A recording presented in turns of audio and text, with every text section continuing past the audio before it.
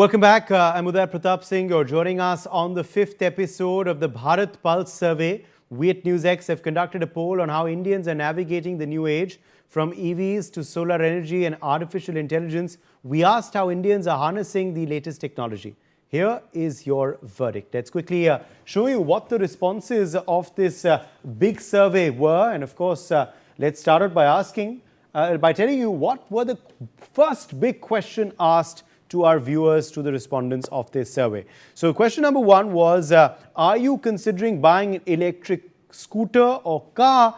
And 71% people actually said no, they aren't. 28% people saying yes, 1% people saying maybe. Big question number two was, are you considering rooftop solar? 67% people saying no, 31% people coming out and saying yes, 2% people saying maybe. Now, the next big question we asked our viewers was, have you or anyone you know been a target of a digital scam? 72% people said no, 26% people said yes, and 2% said maybe. The next big question was, are you concerned about air pollution? And 68% people actually said yes, 31% people said no, and the maybes were 1%. The final big question we asked our viewers in this segment was, are you using AI in your work or personal life? 67% people actually said no, 29% people said yes, and 4% people said maybe. So those are the big questions that we asked our viewers, and of course the results that the responses have thrown up. Let's quickly now open that up for discussion with our guests. Ajay Dua, former Secretary, Ministry of Industry and Commerce, is joining us live. Dr. Jaideep Bhattacharya, President, CDEPR, is also live with us on the broadcast. Ajay Dua, let me begin with you first, and let's quickly examine the EV, question first in this segment. So, what do you make of that? 71% people, Dr. Dua, saying that they're not yet considering buying an electric scooter or car. Just 28% people, yeah, they are considering. Thank you, Uday, for having us in this interesting discussion on this interesting subject. I think the reservation of people to go for EV right now perhaps emanates from two reasons. Number one, the capital cost involved in acquiring an EV, be it a two-wheeler or a four-wheeler, and I presume that will also apply to three-wheelers, continues to be high. So the original layout required, or they call it the layout or the outlay, is higher than in a traditional scooter or in a car. So that can be a dampening factor in the first place. Second, the infrastructure of charging the batteries, it continues to be still poor. We have not yet adequately covered the country, which is a must if we want to popularize the clean energy through the mechanism of EVs. Having said these two things, a third factor, if one could add to it, is that there hasn't been a compulsion which has been done wherever EVs have become popular. As we know, in China, the number of EVs is probably the highest in the world and is over 40% already. But the regime in China operates not on a voluntary basis, but other means. So to me, these three reasons come to mind. Okay. I have put these in order of priority because I think compulsion can be brought about only when we address the first two issues. Absolutely. Not otherwise. Absolutely. Let me, in fact, quickly turn our focus then to our next big question and the result it threw up. Are you considering rooftop solar was, of course, that big question. And actually 67% people, Jayajit Bhattacharya, saying no, they aren't. Just 31% people saying yes, they are considering or have it. Yeah, in fact, I'm one of the few people among in your survey where I have both an electric vehicle and a rooftop solar. Okay. And I can tell you the problems and both. If I just look at the rooftop solar, I am getting a subsidy which I have to go through in rigmaroles to get that subsidy. I have to get an intermediate company which will then deal with the government and its issues in reaching out to the state government and the electricity company to be able to get the meter installed, to be able to get the clearances, the approvals, and then the subsidy. It is a pretty long route. On the other hand, if I do the calculation, my average GST of the entire equipment is coming to about 13%, whereas the subsidy is coming much less than that 13%.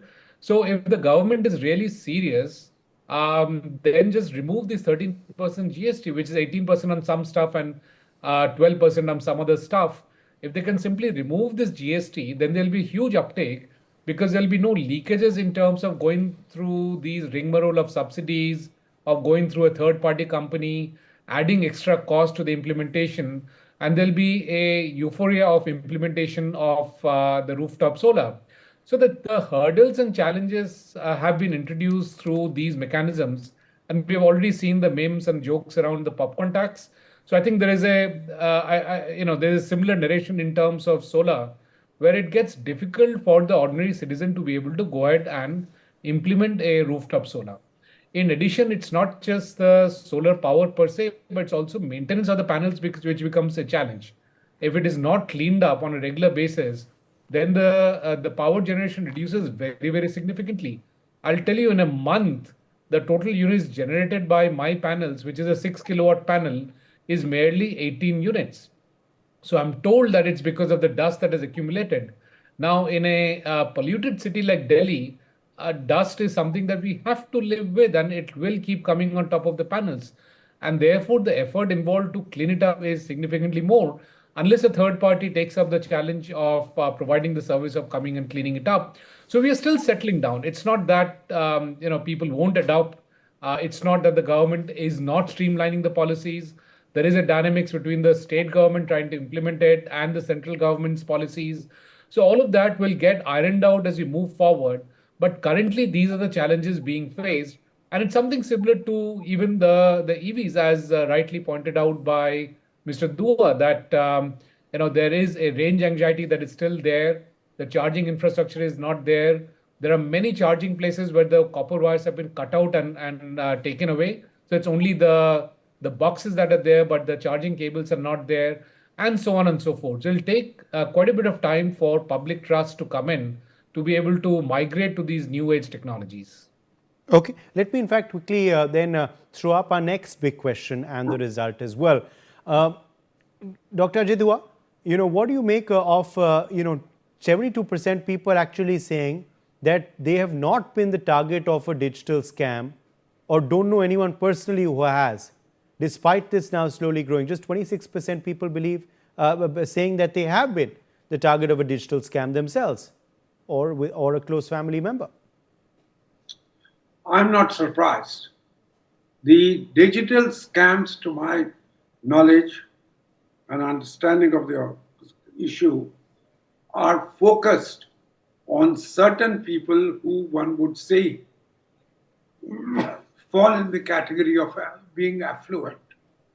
There is no point if in your survey you have taken a man in the street who doesn't have a bank balance or it's not so-called worth the effort of the scamster who would want to get into it. So there is certainly abundantly taking place of such scams. So even the Prime Minister in his Man Ki Baat program had referred to it. It is confined to a certain set of people, not everybody. It could be the mobile phone. So the 71% saying no, or 72% and 28% saying yes, could partly be explained for the stratification of the survey.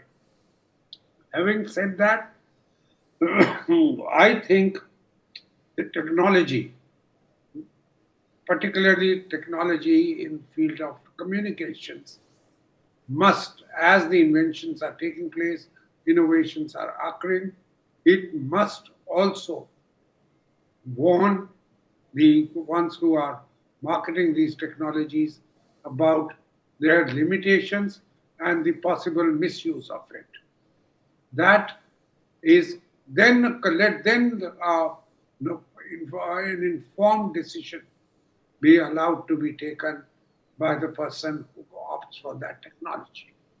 Otherwise, I think there could be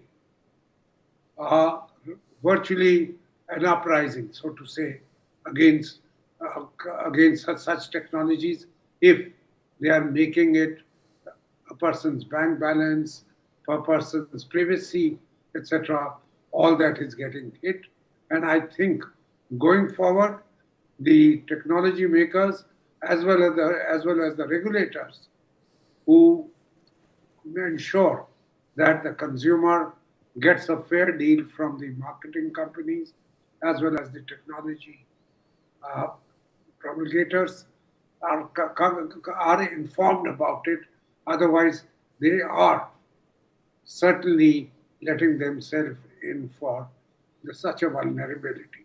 Second point I would in this context want to make is that the regulator, or having a, probably I've talked about regulator, but once a report is made to whosoever is the agency monitoring it, whether it is the police or it is the regulator itself, the action, prompt action being taken on the complaints and severe action being imposed upon the ones who, if they are nabbed, would encourage people to go in for the technology.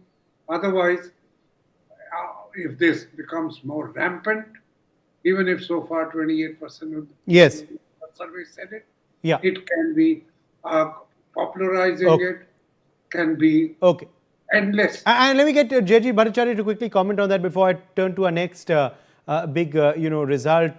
J.G. Bhattacharya, what do you make of this, finding of the number of our respondents who actually say they've fallen prey themselves, which seems to be not as much as one would have expected?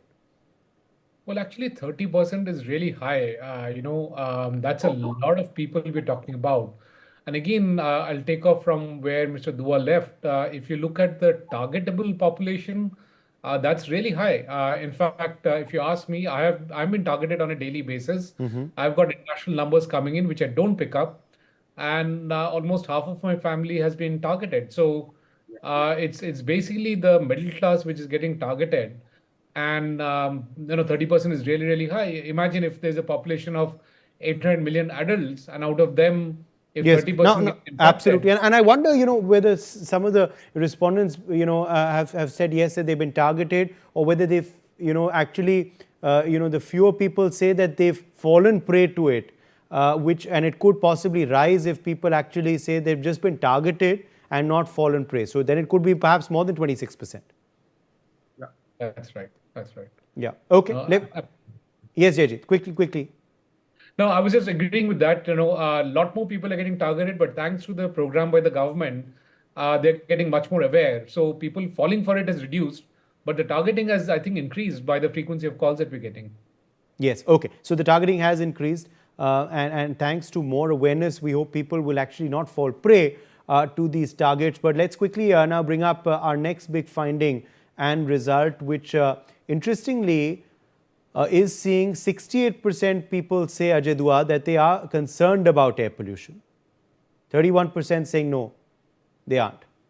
Yeah, again, it's a question of, I would say, I'm sure we would have hoped that this would have been a 99% yes, but it's 68%. yes, but Yeah. there are people who, irrespective of the pollution, not that they are not aware of it, for them it's also a survival issue. that irrespective of that, they must step out, get on their daily bread, and that means exposing themselves to the open environment and atmosphere, etc. So those people would not like to make much of an issue about it. For instance, the Grab 4 in Delhi. Who are the people most hit? The ones in the construction trade, a labor-intensive activity, but almost every activity connected with various types of construction activities stands prohibited. And thousands of workers today are on the streets because this has gone on now, whether stage 3 or stage 4, during which the construction is really stopped. Has been there for over a month. For them, it's a livelihood issue.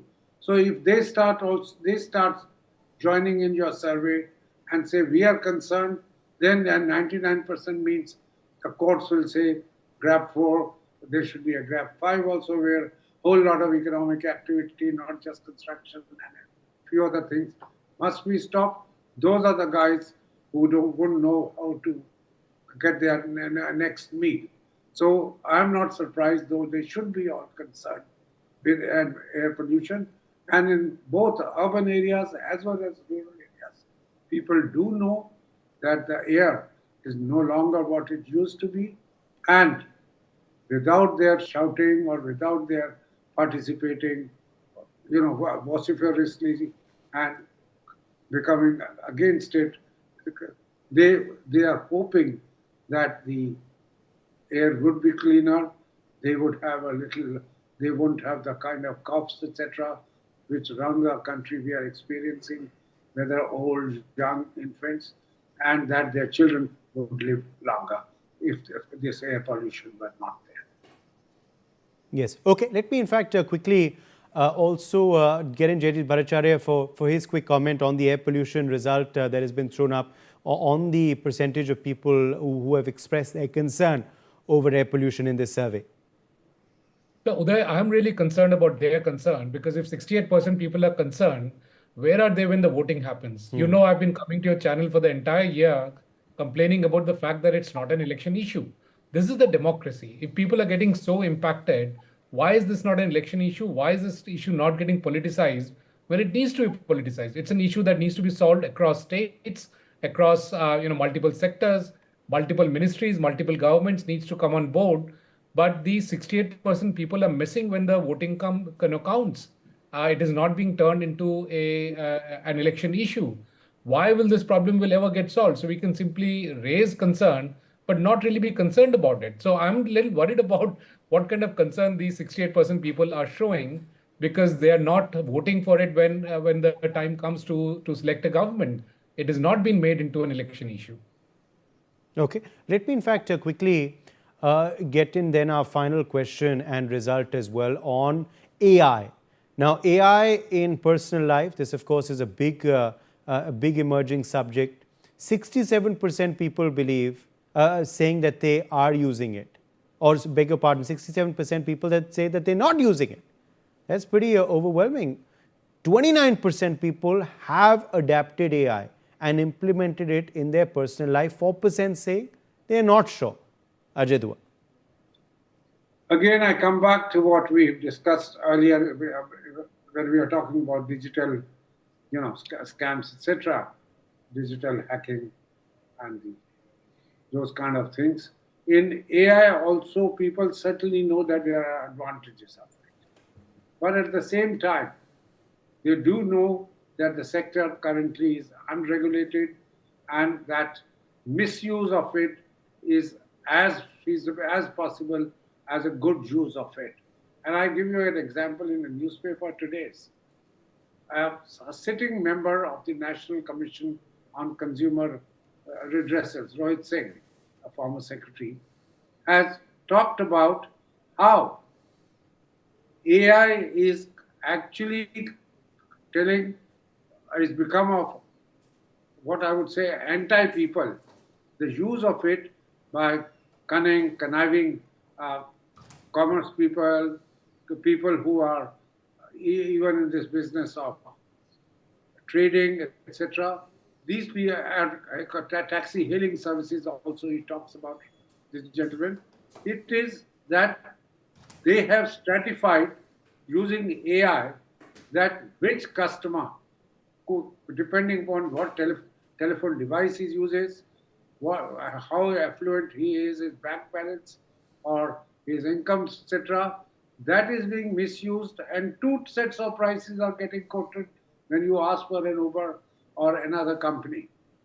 There, a price for one set of people who are not affluent or as affluent as the other, the price quoted is different. Similarly, in groceries, that's an example again taken. That the grocery price for a person living in a bigger colony, etc., that's fine. But specifically that in that colony also, this guy is more affluent than the others. The the marketing companies are able to get information and quote a different price. And coming from a national commission member, I think there would be certainly basis, and so many cases may have been reported to them, which only after investigation then a sitting member would talk about it in such an open manner. So this is where I come back to it. Regulating the use of technology is as important as promoting it or licensing it if it is required. Otherwise, there would be people, the use of it, and we are a little labor surplus country, so we can't go about it blindfolded and replace manpower workforce with AI entirely. But wherever it's required, high precision industries or various other kinds of operations which are not safe, where AI, etc., can do it. There also, there would be a negative impact if such kind of things are allowed and the regulation does not come to the level which is expected by the consumer. Yes, okay. The AI implementation in people's daily lives, Jayajit Bhattacharya, 67% saying they aren't using it just yet in their work life or their personal life. When computers was getting introduced, people would say, oh, we are not using computers at all and it's detrimental. And then you ask them, did you call up the railways to find the status of a train? And they would say, yes, yeah, we called up the railways to find the status. Now, what is railways using behind the telephone line? They're using computers. And that's what they were doing at that time. So that's the same thing happening now. If they're saying they haven't used AI because they don't know that AI is all around them. If they're using a search, if they're using Google Maps, if they're using a food delivery app, if they're using a mobility app, the other side is all steeped in AI. So almost the entire population is using AI if they're using any kind of digital. So it's a misconception from their side that they're not using AI. And also, one can't stop the march of technology. If we do not adopt AI, then pretty soon our economy as a whole will become uncompetitive compared to others. And pretty soon will become the equivalent of ambassador cars. What ambassador cars used to be, our entire economy will be like that. So fortunately, unfortunately, whichever way, we can't stop the adoption of AI. But we need to be very, very careful that the job loss does not happen. It's a tall order. It's a tall ask to have. But we need to work out our policies around that. And also, as your previous questions kind of indicated, AI can also be significantly misused for scams, for detrimental usage, for creating rift within the society, because AI can scale up massively and can have a very, very detrimental effect on how we impact each other and talk to each other. And therefore, we need to be careful, but we can't really stop the march of technology. Those who think that they're not using AI, well, please wake up. You're using AI the moment you touch anything digital. Okay, let's leave it at that. My thanks to our guests for joining us on this special segment. We've run out of time. Let's slip into a very short break.